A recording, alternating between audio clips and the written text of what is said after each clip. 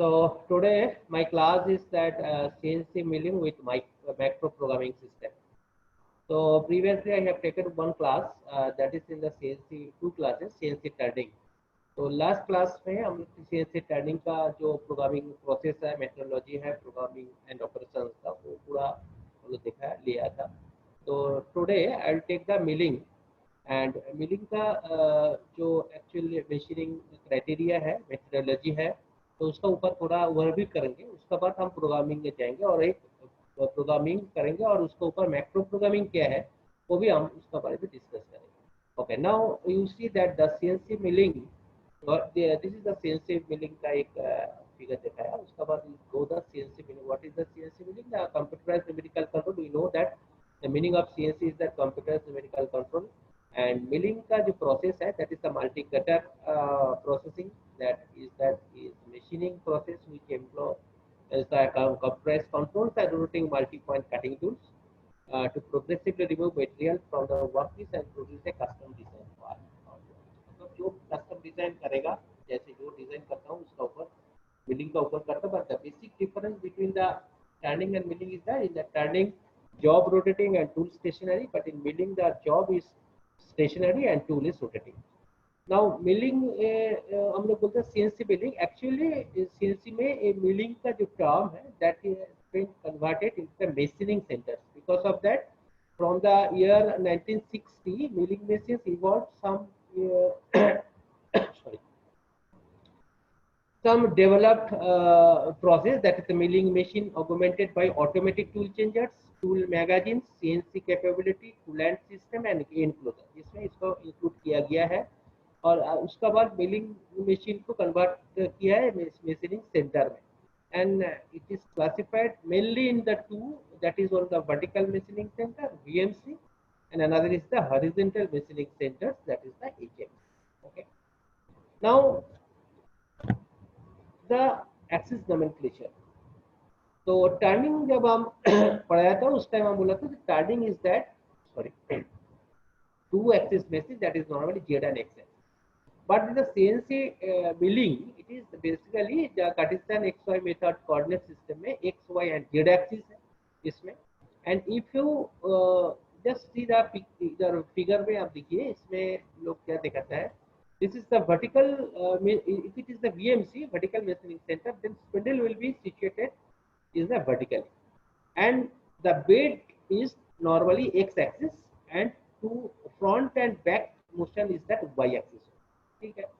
And if you place your right hand thumb rule, इसमें हम लोग right hand thumb rule apply करेंगे. तो आपका जो राइट हैंड है इसको आप मशीन का ऊपर प्लेस करेंगे तो you can find the axis direction and what is the axis. So you see that this is the Z axis.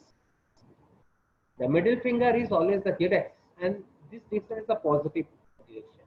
So this direction positive and your middle finger is here and Y is that the index finger is the Y axis and that is Y positive and your thumb in the X axis, that is X positive. So if you stand in front of the CNC machine, vertical machining center, then this axis is the X axis, this is to front and back is the Y axis and vertical axis is the Z axis. And also the direction is upside is the positive, right back side Y is the positive and right side X is the positive direction. Okay, as well as in addition to that the Cartesian XY method, some three rotational axes are also there, that is corresponding to the X, Y and Z. And the X axis is the A, B is the Y axis and C is the Z axis corresponding. So X, Y, Z and rotating axis is the A, B and C. So combination of these three rotational axes A, B or C, we can make the axis, machine in the 4 axis and 5 axis machine also. But all axes should be basically it's the free axis. When it will augmented the A, B or C, then the simultaneously all axes can be working. Then only it can be defined as a 4 axis or 5 axis. Otherwise not. Okay. So this is the nomenclature, axis nomenclature. I think it is clear. Now we go for the next is that जिसमें हम अभी बोला है जो इसमें automatic tool changer include किया गया है. So what is that? In the CNC matrix automatic tool changer ATC is the full short form is the ATC. कभी कभी एग्जाम में भी आता है what is the full form of ATC, that is the automatic tool changer. और ये term भी हम लोग का कभी कभी आता है, हम लोग जानते हैं ये ट्रैफिक कंट्रोल बोलता है ATC, but not that, it is ATC automatic tool changer. And in the CNC machine इसमें क्या होता है, इस ये प्रोडक्शन को और भी फास्ट कर दिया. कैसे ना, टूल चेंजिंग के टाइम है वो बहुत कम लेता है. और इसका जो तरीका होता है, मतलब क्या रहता है इसमें टूल चेंजिंग सिस्टम में, इसमें मैगजीन होता है और उसमें टूल का टूल पॉकेट रहता है और उसमें टूल लोड होता है. So as per your capability, that is the cost factor, because if you take that 12 station turret, that cost will be different. If you take the 30 station turret, the cost will be different. So that depends on. So a different tool magazine is used to store all the cutting tools used for CNC machine tools and delivers the tools to be used in the position of the tool changing under the control of CNC system. And one manipulator is there. Manipulator मतलब one clamp, जब machine आप इसमें pocket में रहता है तो उसको deliver करने के लिए देखा ना, आने स्पिंडल में फिट करने के लिए एक लीवर रहता है, उसमें एक आर्म रहता है, उसको आर्म बोलता है. और उस आर्म क्या होता है, जब हम टूल चेंज कमांड देता हो तो वो ऑटोमेटिकली वो रोटेट करेगा, पोजीशन लेगा, और that time tool will take the arm will take the tool and it will insert the tool into the spindle. तो आपका टूल चेंज होगा. बट इस टूल चेंजिंग प्रोसेस इस में दो टाइप का होता है. One is the sequential tool changing process and another is the random system. Random system में क्या होता है, रैंडम सिस्टम में हम जब किसी भी टूल का जरूरत होता है, just you write down that tool number and that tool will come to the position and the arm will take that tool and it will insert that tool into the spindle. But इस time क्या होता है, 2 3 4 5 job करने के बाद आप देखेंगे आपका जो टूल मैगजीन का जो टूल का जो पोजीशन था, जैसे 1 नंबर में 1, 2 नंबर में 2 टूल था, वो मतलब क्या होता है, रीअरेंज हो जाता है कि रैंडम सिस्टम. और इसमें टाइम कम लेता है, मतलब इसमें एक ही बार ड्राम जो है वो रोटेट करते हैं ATC, और एक ही बार रोटेट करने के बाद उधर से टूल लेके स्पिंडल में चला जाता है. स्पिंडल का जो टूल है वो अवेलेबल जो पॉकेट है उसमें इंसर्ट हो जाता है. तो this is called the random system, और इसमें 4 सेकंड्स टाइम लेता है, suppose 4 to 7 second. But in the sequential system में क्या होता है, सीक्वेंशियल सिस्टम में जब आप टूल चेंज करेंगे उसमें 1 नंबर का पॉकेट में टूल का हर टाइम 1 नंबर से ही लेगा, और 1 नंबर से ही वो स्पिंडल से भी जब रखता है तो 1 नंबर भी रखेगा.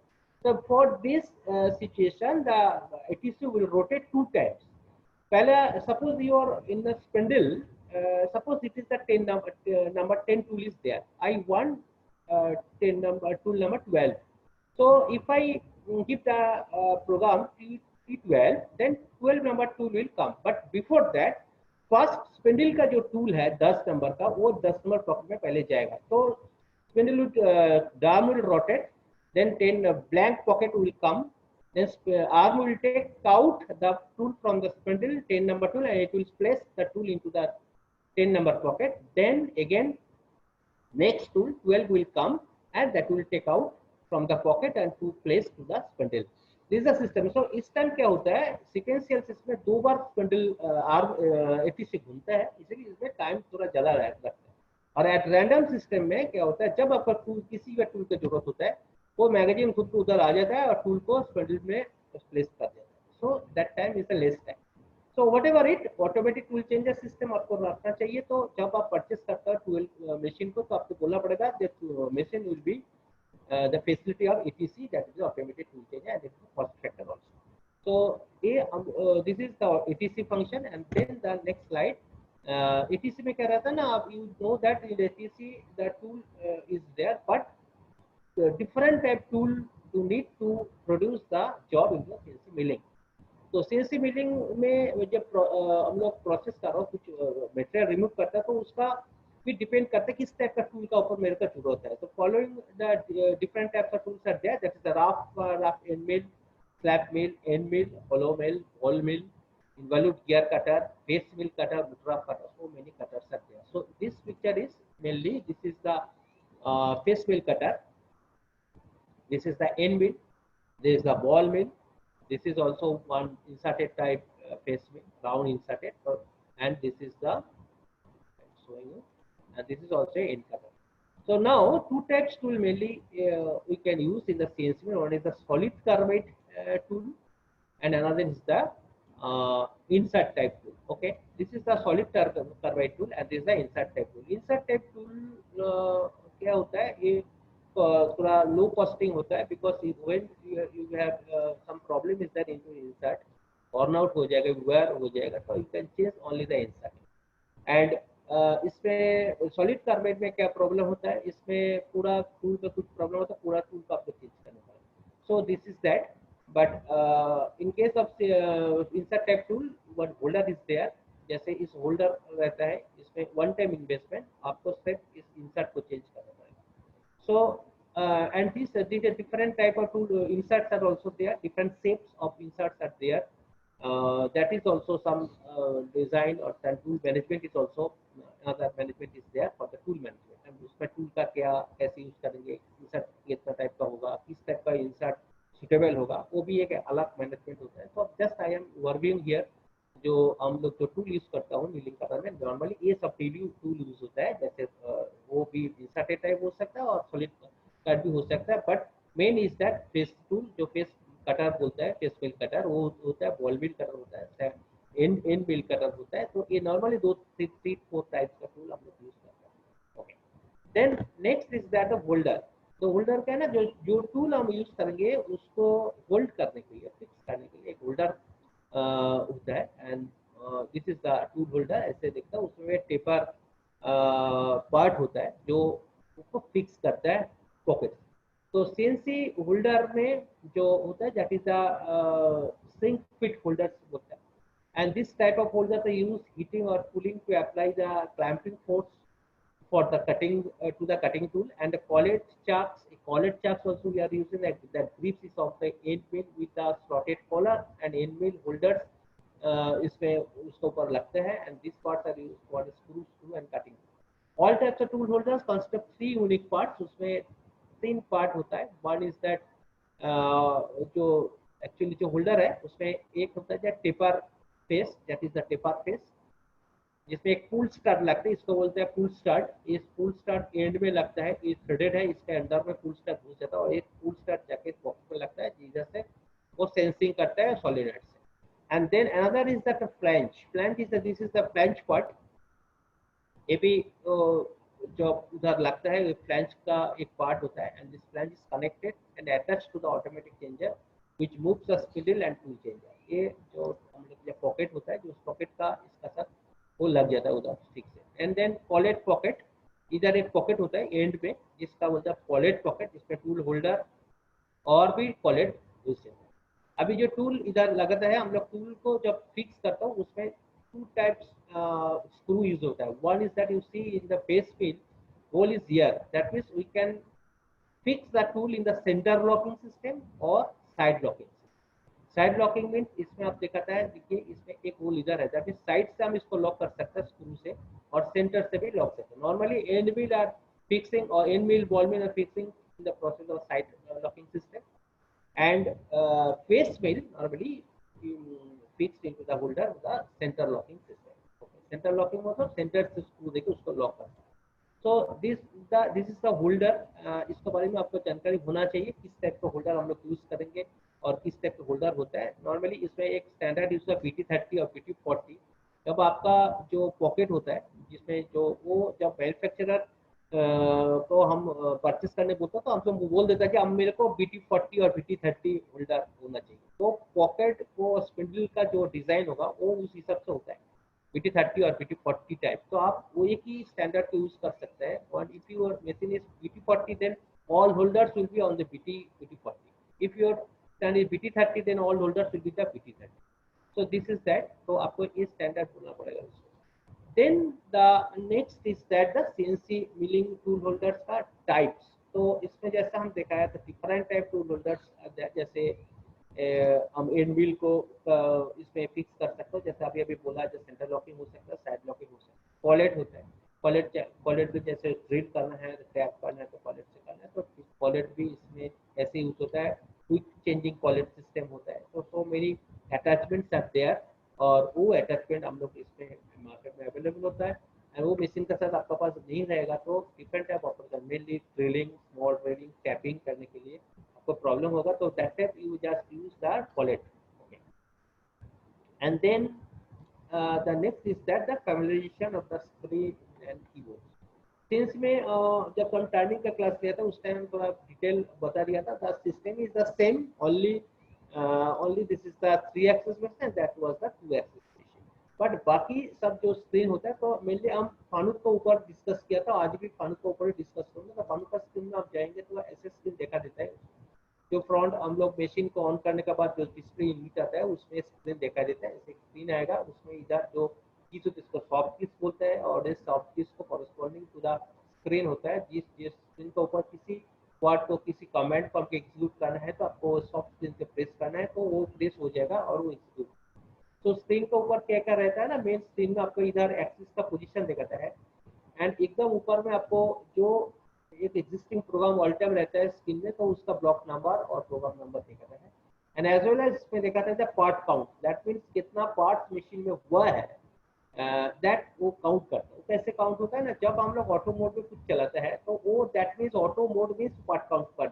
कर लेते हैं तो इसीलिए इधर पार्ट काउंट का एक कलम है वो आपको दिखाएगा कितना पार्ट काउंट हुआ रन टाइम कितना है रन टाइम मतलब एक प्रोग्राम चलाने के लिए कितना टाइम लगता है वो टाइम इधर दिखाता है वो टाइम भी दिखाता है साइकिल टाइम कितना लेता है वो भी दिखाता है सो वो टोटल मशीन कितना टाइम चला है वो सब इधर रखता है और एक प्रोग्राम कितना चलता है उसका टाइम कितना वो भी रहता है साइकिल टाइम और रन टाइम दो भी इधर आपको दिखाएगा ये छोड़ के ये जो स्क्रीन डिपेंड करता है किस मोड में मशीन है और किस स्क्रीन में अभी हम काम करता हूँ उसका ऊपर स्क्रीन का पोजीशन कभी कोई पोजीशन देखता है कभी प्रोग्राम देखता है कभी हमको ऑफसेट जैसे अभी ऑफसेट स्क्रीन देखता है तो जो आप जो काम में करेंगे उसका स्क्रीन में आपका डिस्प्ले दिखता है okay then next is that another keyboard is that the functional keyboard you know that at the time of CNC turning I have already explained the what is the function of the functional keyboard फिर भी हम इधर एक बार overview कर देता हूँ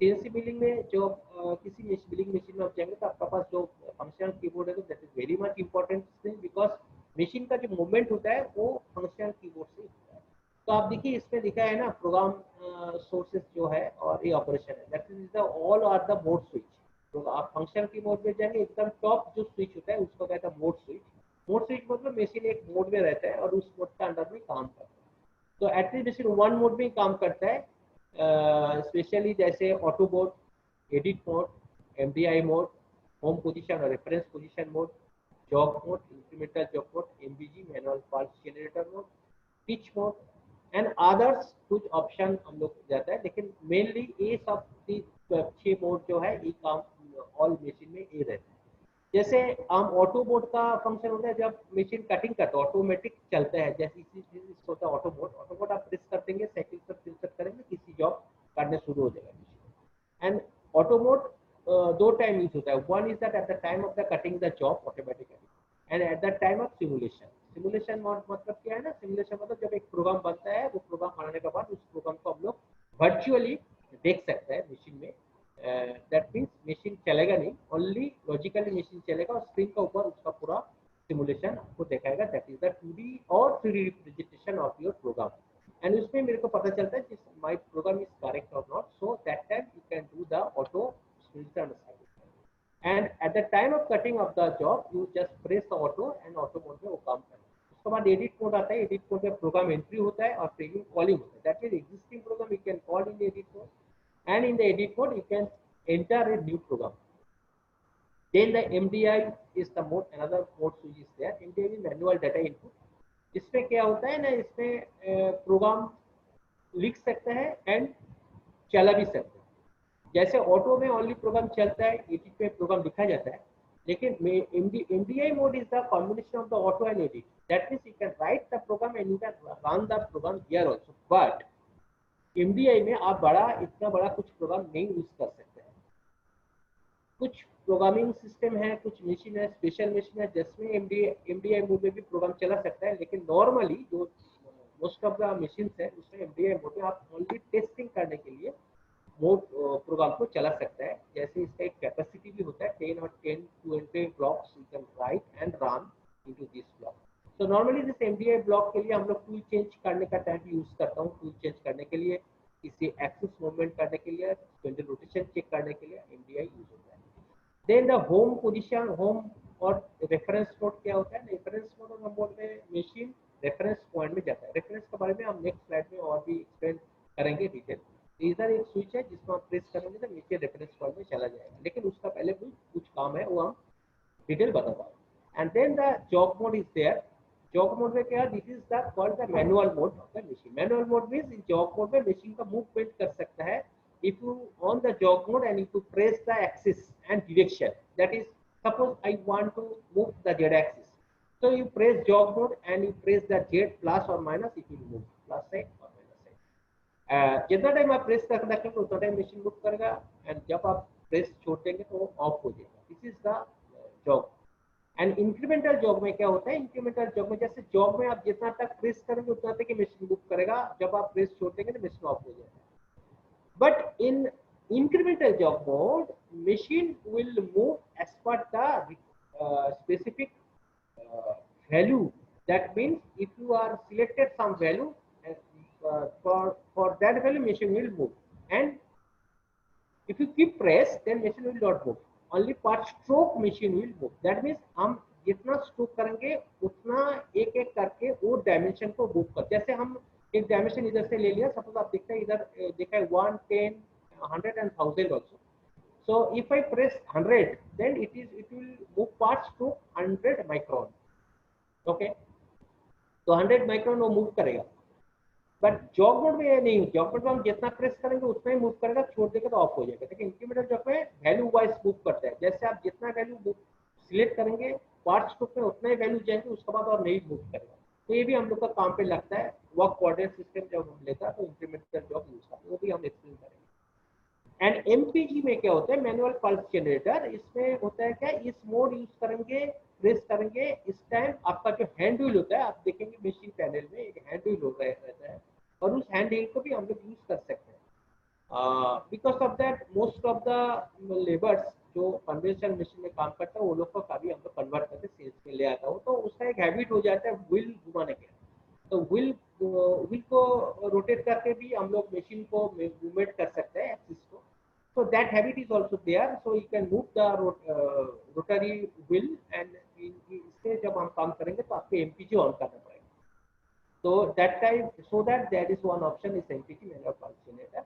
Next is the teach mode, is the input output device। that means if any data you can input into the machine or output it from the download or upload from the machine, that time teach mode will be activated। in the teach mode you can input the value or output the value from the system।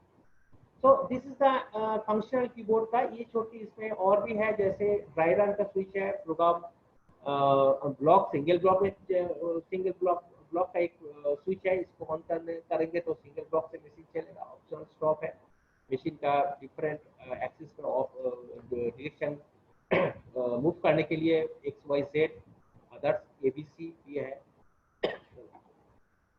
इसमें spindle जब होता है उसको भी हम लोग एक specified value दे देता है प्रोग्राम में, बट कभी कभी मेरे at the time of the running of the machine, suppose you want to reduce the spindle speed, then you can decrease the spindle and you can increase the spindle also from here। this system भी हम कर सकते हैं। and this is a very much important switch, that is the cycle start and cycle stop switch। because of that at the time of auto mode, cycle start switch and spindle start switch you have to on, then only machine can run। so this is a very important switch। because of that एक बार आप cycle start कर देंगे machine चलना शुरू कर देगा, आपका programme ठीक से नहीं होगा और कुछ प्रॉब्लम होगा तो एक्सीडेंट हो सकता है। तो when you start press this cycle start, दो बार आपको एक बार देखना पड़ेगा, so all everything will be okay और correct, then only you press the cycle start. And ये साइकिल स्टार्ट ऑटो का अंडर में काम करता है। When the mode is auto mode, then only cycle start will activate, otherwise no. And here the spindle start and spindle off, that is also there, and this is the coolant part। तो आपका नीचे में जो रहता है वो execution करने के लिए फाइनली जब हम लोग ऑटो मोड में चलाते हो, जैसे cycle start, spindle start and coolant, तो जब मशीन चलते हैं उस time he coolant on end of होता है। तो बट ये ऑप्शन इधर स्विच रहेगा, एज वेल एज आपका प्रोग्राम में भी कोड रहेगा कूलेंट ऑन करने का, तो चलता है नीचे नीचे में। Okay, so this is that only the overview of the functional keyboard। okay, Then the next is that the CNC milling का steps of making the job, जो हम टर्निंग का टाइम में भी बोला था कि किसी एक जॉब जब बनता है CNC में उसका some steps को आपको फॉलो करना पड़ेगा. एंड माय सजेशन इज मेरा ओपिनियन इज द 7 स्टेप्स इनको जरूरत होता है. One is that machine on करना पड़ेगा, and second is the reference of the machine, third is the job set करना पड़ेगा, job setup, and then fourth is the tool setup, five is the program entry और parameter sets program का, and then simulation जो अभी अभी हम बोला, और वेरिफिकेशन का प्रोग्राम बोलता है. प्रोग्राम एंट्री करने के बाद एक बार प्रोग्राम को virtually I can check, that is called the simulation. It's the representation of the program what you have written in the 2D or 3D format without running the machine. That is simulation. And then the seventh part is that run the machine or start the job. आप CAM software में काम करेंगे तो उसमें भी यही step use होता है. CAM सॉफ्टवेयर में जब हम लोग प्रोग्राम बनाते हैं CAM कंप्यूटर मैन्युफैक्चरिंग सॉफ्टवेयर से, उसमें भी यही फॉलो होता है. ये 7 स्टेप फॉलो होता है. आपको धीरे धीरे ये सब वैल्यू देना पड़ेगा, then only you can create the program whatever it. And the next is that the first step is that machine on, वो हम टर्निंग के बारे में बोल दिया. Machine on process is the same all CNC machine that you जो flowchart उससे हम डिस्कस किया था वही रहेगा, इसलिए हम सिलेक्ट करना नहीं देखा. Then the next is the reference. Reference हम क्यों देखा ना, रेफरेंस का जो मेथोडोलॉजी है वो सेम है टर्निंग एंड मिलिंग का, but in the milling there is 3 axis normally X Y Z. तो एक्स वाई जेड जो एक्सिस है उसको आपको रेफरेंसिंग करना है. तो रेफरेंसिंग के बारे में हम उस दिन भी डिस्कस किया था. Difference is the specific point that is inbuilt into the machine and that depends on the travel distance of the axis. That means if I have a machine of VNC, maybe the Z axis is 400, Y axis is the 500, and X axis is the 1000 mm. Maybe this is the specification of the machine. So according to that, if you press the reference of switch, then machine will go to that value. That is the specification में जो value हम लिया था, जैसे x का value, y का value, z का extreme value है, वो एक्सट्रीम वैल्यू में मशीन जाके खड़ा हो जाता है. And then when you start the job, then machine will come from that position to the your required position on the job zero position में आता है, और उसके बाद वो काम करता है. So this particular position is called the reference position. And कभी-कभी एक्चुअली इसीलिए इसको बोलते हैं home position. That means machine home position में रहता है जॉब नॉर्मली, और जब प्रोग्राम एग्जीक्यूट करता है तो होम पोजीशन से और रेफरेंस पोजीशन को आके आपका जो जॉब का ऊपर काम करके फिर वो रेफरेंस पोजीशन में रिटर्न हो जाता है. So this is the process. तो for referencing of the machine, आपको रेफरेंसिंग को जो स्विच है उसको प्रेस करना नहीं चाहिए. Because of that, first of all you watch the machine, जो what about the situation of the axis, मतलब एक्सिस कहाँ है, कि उसमें लिमिट स्विच लगा होता है. आपके एक्सट्रीम जो वैल्यू है उसमें लिमिट स्विच होता है, और जीरो पोजीशन में लिमिट स्विच होता है. इसका अंदर में आपको काम करना है, और beyond this machine will go to the watt level and the alarm will come, machine will stop immediately. So इसीलिए वो हम लोग जब रेफरेंसिंग करेंगे पहले देखेंगे तो मशीन किस पोजीशन में है, उसका हिसाब से हम लोग उसको करते हैं. तो नॉर्मली क्या होता है, अभी कुछ मशीन आया है जिसमें मार्केट में उसको ऑटो रेफरेंसिंग है, जब आप प्रेस कर देंगे तो ऑटोमेटिकली वो डिस्टर्ब होकर फिर रेफरेंसिंग में चले जाए. बट जो ओल्ड मशीन है जो जिसमें ये ऑटो रेफरेंस टेक्नोलॉजी नहीं है, तो उसमें क्या करना पड़ेगा, तो पहले आपको जॉब मोड पे जाना पड़ेगा और पूरा मशीन को डिस्टर्ब करना पड़ेगा. Which direction, opposite direction of the referencing. Referencing जिसमें होता है, जिस डायरेक्शन में होता है, नॉर्मली प्लस डायरेक्शन में होता है Z and Y, and X Z and minus direction में होता है. तो उसका उल्टा साइड में आपको थोड़ा जॉब में जाके, जैसा हम इधर लिखा है प्रेस जेड 7:30 से, जॉब मोड में जाके आपको जेड एक्सिस को प्रेस करके 50 to 60 mm डिस्टर्ब कीजिए माइनस एक्सिस में. देन y को भी माइनस डायरेक्शन में 50 to 60 mm डिस्टर्ब कीजिए, x को प्लस डायरेक्शन में 50 to 60 mm डिस्टर्ब कीजिए. After that you press the reference mode switch, and after that you just press x to y and z.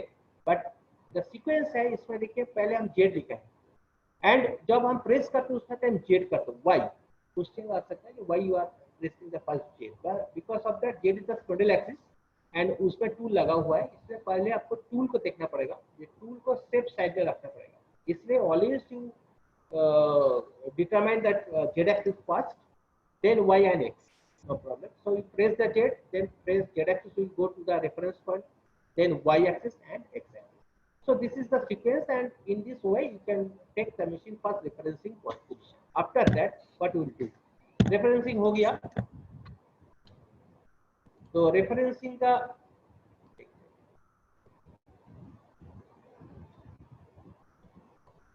Referencing के बाद मेरा next is that the job setup.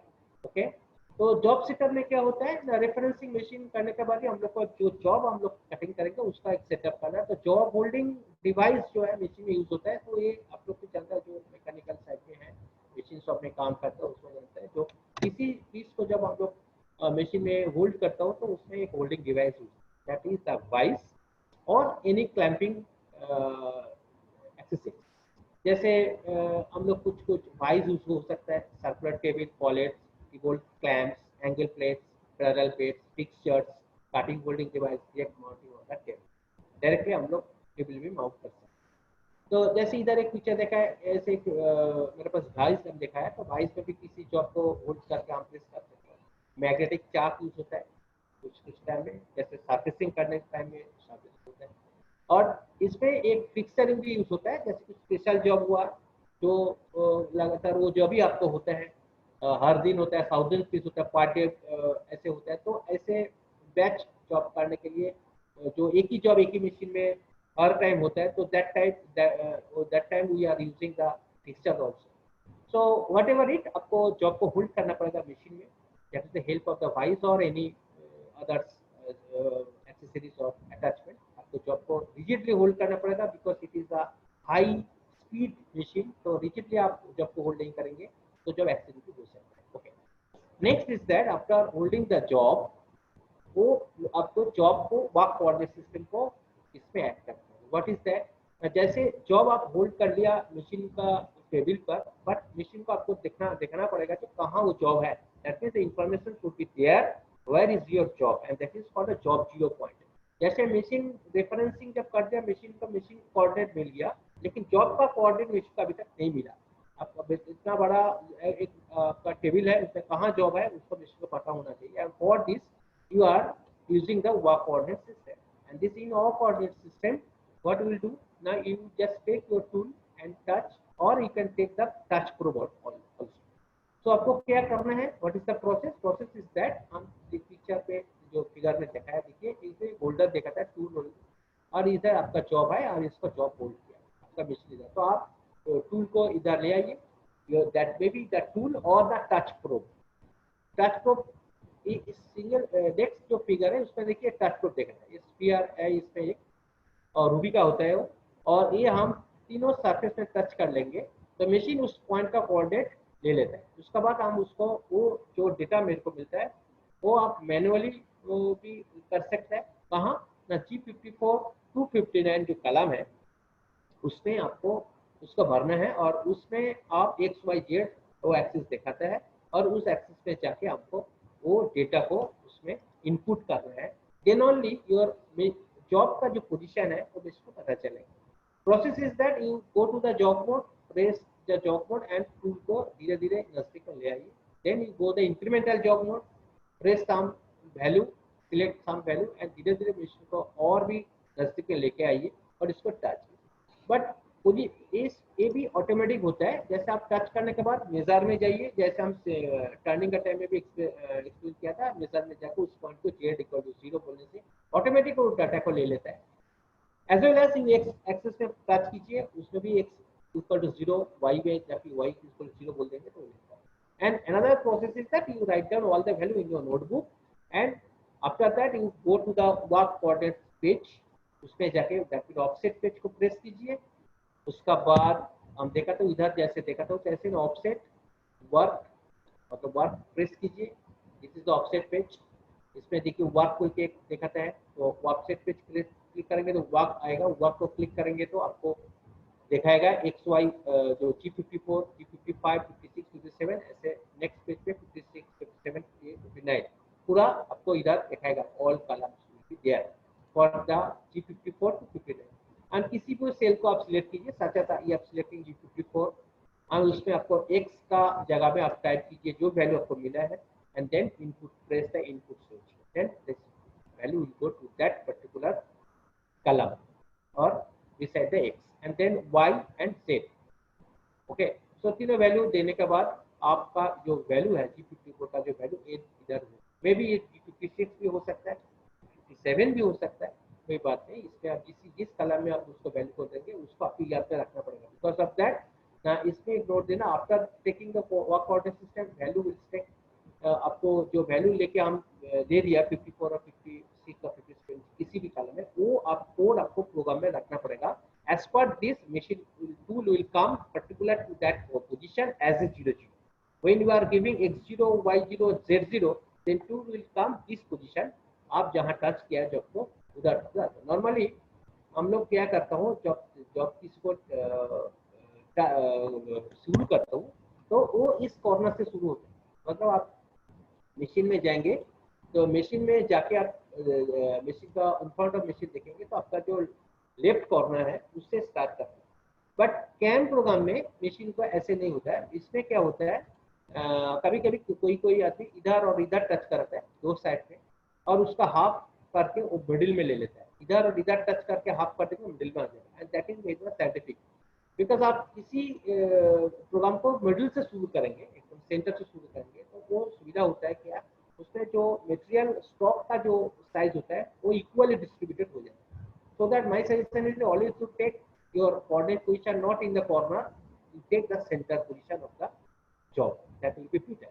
Okay, next is that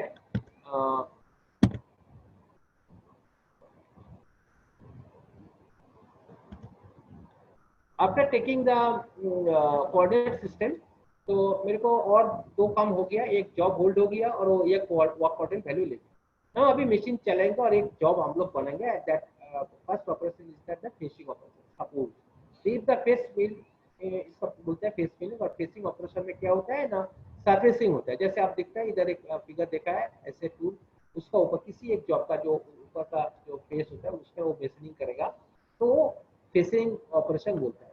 अभी facing operation जो होगा, इसमें हम drawing देखा है, एक फेसिंग ऑपरेशन करने के लिए हम क्या लगाया, इधर एक जॉब लिया जिसका dimension is 200 mm and y axis and x axis is 150 mm, this is my 0 point.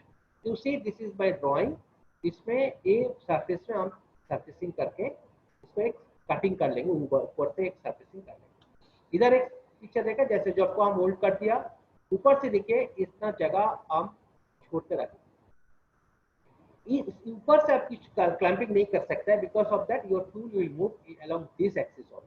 तो आप इधर से टूल यूज करेगा तो इसमें कोई क्लैंपिंग नहीं आएगा। इसलिए जब हम लोग सर्फेसिंग करता हूँ, जब को नीचे से ऐसे होल्ड कर सकता, नहीं तो मैग्नेटिक चाप का ऊपर इसको होल्ड कर सकता। Okay, so then cutter will move in this surface. Okay, this is the one view is there, and this is the length and width of the job, the stroke. Now the next point is that इस facing operation जब करता हूँ उसमें कुछ theory होता है। जैसे face मिल जो हम लोग लेता हूँ वो कैसे लेंगे, उसका कैसे मूव करेंगे, कितना डिस्टेंस लेंगे। तो इसमें देखिए हम एक फिगर दिखाया, जैसे फर्स्ट फिगर आप इसमें ध्यान दीजिए, इसमें क्या होता है, टूल सेंटर में आ गया, उसका बाद हम इस टूल को मूव किया है और इधर से फिर वो मतलब इधर से जब जाता है वो भी करता है, जब वो रिटर्न करता है वो भी करता है। This is called the zigzag way tool पर। जिगजैग वे टूल पर में फायदा क्या है ना, आप बोथ टाइम आपको कटिंग मिल सकता है और इसमें टाइम कम हो जाएगा। So you when the tool is going this side it is cutting, when it is coming back will cutting, तो ऐसे वो पूरा जाएगा तो कट जाएगा। लेकिन इसमें देखिए हम टूल को क्या शिफ्ट किया है, मतलब इधर से और एकदम एंड टू एंड शिफ्टिंग किया है, तो ये जो गैप आता है इसमें, ये गैप को बोलता है अनमेशिन्ड पोर्शन। जो ये जो गैप आता है इसमें, ये गैप मिल जाएगा तो इस जगह में आपका मशीनिंग होगा नहीं। इसलिए आपको क्या करना पड़ेगा, इसीलिए आपको मशीन को ऐसे शिफ्टिंग करना पड़ेगा वाई एक्सिस को। जैसे इधर वाई एक्सिस हम पूरा डायमीटर शिफ्ट कर दिया, इसलिए क्या हुआ, एक डायमीटर देन नेक्स्ट डायमीटर, तो उसका जो गैप मिल जाता है दैट इज कॉल्ड अनमेशिन्ड जोन। तो अनमेशिन्ड पोर्शन रहेगा तो आपका ये जॉब इनकरेक्ट होगा, मतलब जॉब फिनिशिंग नहीं होता है। इसीलिए जो शिफ्टिंग होता है वाई एक्सिस में, उसको आपको कैसे करना पड़ेगा, and that is that this shifting value is called overlapping value, and this value is formula is that this will be always the 30% of the cutter die। आपका जो कटर डाई होगा उसका 30% आप इधर से शिफ्ट करेंगे। दैट मीन्स मेरा 30 इधर है, 35 है, और उससे हम 10 mm ओवरलैपिंग होगा, तो that means this distance will be 25 है। 25 mm हम शिफ्ट करेंगे तो एक टूल और एक टूल के ऊपर जो ओवरलैपिंग करता है, इस ओवरलैपिंग डिस्टेंस से वो जो अनमिसिंग जोन है उसको कवर कर देता है, तो उससे उसको फायदा मिलता है क्या, तो एकदम कंप्लीट मेजरिंग मिलेगा। नेक्स्ट डायग्राम में देखिए, इसमें और डिटेल हम देखा है कटर पोजीशन कैसे होगा। This is my shifting value 25, 30% of the cutter die overlapping in this area, तो 30% of the cutter die overlapping कर जाएगा तो अनमिसिंग जोन आएगा नहीं, पूरा आपको मिलेगा। and this is called the this toolpath is called the this is called the zigzag way toolpath, जिसमें आने का जाने का टाइम में भी टूल कटिंग करके जाता है, एंड टूल इधर से एंट्री करेगा और इधर इधर करके फिर इधर से निकल जाएगा। जिससे zigzag toolpath इज द अनमिसिंग जो हम पहले बोला, थोड़ा उसको जूम करके हम देखा है, इसको अवॉइड करने के लिए आपको 30% ओवरलैपिंग देना पड़ेगा, और इसमें हम टूल को कैसे ओवरलैपिंग किया वो डिजाइन देखेंगे। Now next is that एक प्रोग्राम हम लोग लिखा है। क्या प्रोग्राम, जो ड्राइंग अभी अभी देखा है उस ड्राइंग को हम लोग इधर कैसे एग्जीक्यूट करेंगे उसको हम लोग देखा था। प्रोग्राम का जो तरीका है उसका बारे में मिलिंग टर्निंग का टाइम में हम बोला था, फिर भी और एक बार रिपीट कर देता हूँ। फानुक में आप प्रोग्राम लिखेंगे तो आपको एक नंबर देना पड़ेगा और उसका पहले वो लिखना पड़ेगा, वो 400। आप एडिट कोड पे प्रोग्राम का जो तरीका है, आप एडिट कोड जाना है, उधर हम दो काम कर सकते हैं, प्रोग्राम देख सकते हैं, प्रोग्राम पे एंट्री कर सकते हैं। एग्जिस्टिंग प्रोग्राम कॉल करने के लिए स्टेटस प्रोग्राम का नंबर लिखना पड़ेगा, डायरेक्टरी से देख के ठीक से करेक्ट प्रोग्राम नंबर लिख के उसका काउंट करते दबाएंगे तो प्रोग्राम एग्जिस्टिंग प्रोग्राम चला जाएगा। और न्यू प्रोग्राम जब एंट्री करता हूँ तो अब आपको क्या करना है, स्टेटस बार में आपको न्यू प्रोग्राम नंबर लिखना पड़ेगा। जो नंबर मशीन में नहीं है वो सेम होगा तो अलार्म आ जाएगा, इसलिए आपका न्यू प्रोग्राम नंबर लिख के वो दैट नंबर एंड इंसर्ट करना पड़ेगा। Then this number will accepted by the machine. After that in the block देने के बाद आपको ये ब्लॉक नंबर आ जाएगा। उसमें भी हम इसको पूरा डिफाइन कर दें किसको क्या बोलता है। जैसे इसका इन ब्लॉक नंबर है इन 5, उसके बाद ये जो जी कोड है प्रोप्राइटरी कोड्स है, इसमें ए बोल के जो कोड है उसके मिसलेनियस कोड्स बोलते हैं। पी और एस इसको कहते हैं वर्ड्स। तो दैट मीन मशीन जो प्रोग्राम बनता है उसमें कोड्स एंड वर्ड्स मिल के बनते हैं। कोड्स में G codes and N codes होता है, वर्ड्स में डिफरेंट टाइप वर्ड्स होता है। Okay, now the first block में हम लोग क्या लिखते हैं ना, फर्स्ट ब्लॉक में मशीन के बारे में थोड़ा इन्फॉर्मेशन देना पड़ता है, जैसे किस प्लेन में मशीन का काम होता है। जैसे 17 प्लेन, बिकॉज ऑफ दैट मेरा जो ड्राइंग है वो और XYZ प्लेन है, इसमें जो टॉप फेस है जिसमें हम लोग काम करते हैं दैट इज द 17 और XY प्लेन। तो XY प्लेन में जब काम करेगा उसका कोड होता है 17। और ये एब्सोल्यूट सिस्टम, वो भी हम टर्निंग का टाइम में एक्सप्लेन किया था, व्हाट इज एब्सोल्यूट सिस्टम और इंक्रीमेंटल सिस्टम। तो मेरा जो प्रोग्राम हुआ है एब्सोल्यूट प्रोग्राम में होगा, इसलिए G90, G70, G20 is the millimetre system, G40 is the cancellation block, G49, G80, G15, G50 all are the cancellation blocks, because कुछ प्रोग्राम इसमें कोई चला कर जाएगा तो वो सब कैंसिल कर देगा parameter. After the tool changing is that the M90 and T10 suppose, and as per your requirement you do the number। तो यार हम एग्जांपल देने के लिए T10 बोल दिया। T10 मतलब 10 नंबर टूल इसमें चेंज होगा, लेकिन इधर जो M90 है ये नहीं है, ये एक्चुअली होगा M06। इसको फिर इसको एक बार आपको करेक्शन करना पड़ेगा। दिस इज M06 T10, तो वो नंबर आपका पास आ जाएगा और वो मतलब टूल चेंज हो जाएगा। उसके बाद टूल जब चेंज हो जाता है देन हम लोग क्या करता हूँ, टूल को एक पोजीशन में लेके थोड़ा G0 देखे हम लोग लेते हैं, उसका पोजीशन लेता हूँ और उसका स्पेलिंग का ये एक लाइन में भी लिख सकते हैं आप, M03 S1000 G56 G00 X0 Y0 Z। That means tool पूरा उधर आके पोजीशन में आके घूमेगा और वो पोजीशन में आके रुक जाएगा। After that the depth of cut that is G01 Z minus 0.2 and 500। That means मैं इस पोजीशन में आके उसको 0.2 डेप्थ ऑफ कट देके काट सकता हूँ। That means depth of cut will take and that time this is called the plant speed, इसलिए स्पीड थोड़ा कम है 500 मिलीमीटर पर मिनट, तो थोड़ा कम स्पीड से वो प्लाजिंग करेगा। और वेयर द 00 पॉइंट, जो मेरा जो डिजाइन है उसका एकदम 00 पॉइंट में आके वो करेगा, जहाँ से हम उसको कोऑर्डिनेट सिस्टम दिया left corner of the job. After that वो क्या करेगा ना, वो उसको मूव करेगा। कितना मूव करेगा, एक्स में जाएगा 50 है लेकिन मेरा 30% प्लस और बाहर में और भीतर में 30% क्लास करके उसका वेट 175 तक लेके जाऊंगा। And then next is that y25। y25 means क्या है, y25 मीन्स वो y एक्सिस में ट्रेवल करेगा। एक कटिंग करने के बाद y25 में वो मूव करेगा।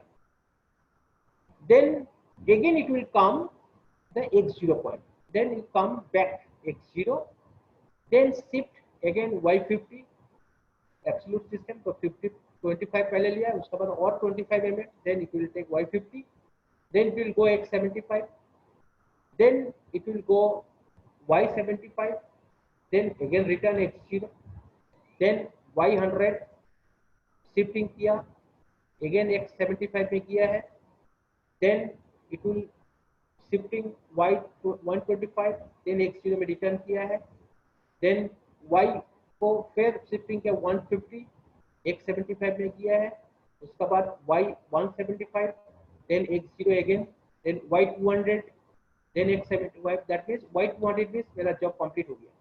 बिकॉज ऑफ दैट मेरा जो डिजाइन है, आप इसमें देखिए ये 200 है। तो हम इधर से दिया है, फिर इधर ऐसे ऐसे जो ठीक वे में हम दिखाए आपको, this is the value. This value means है क्या है, इसमें थोड़ा आपको दिखाता हूँ। देखिए आप लोग वैल्यू में क्या दिखाता हूँ,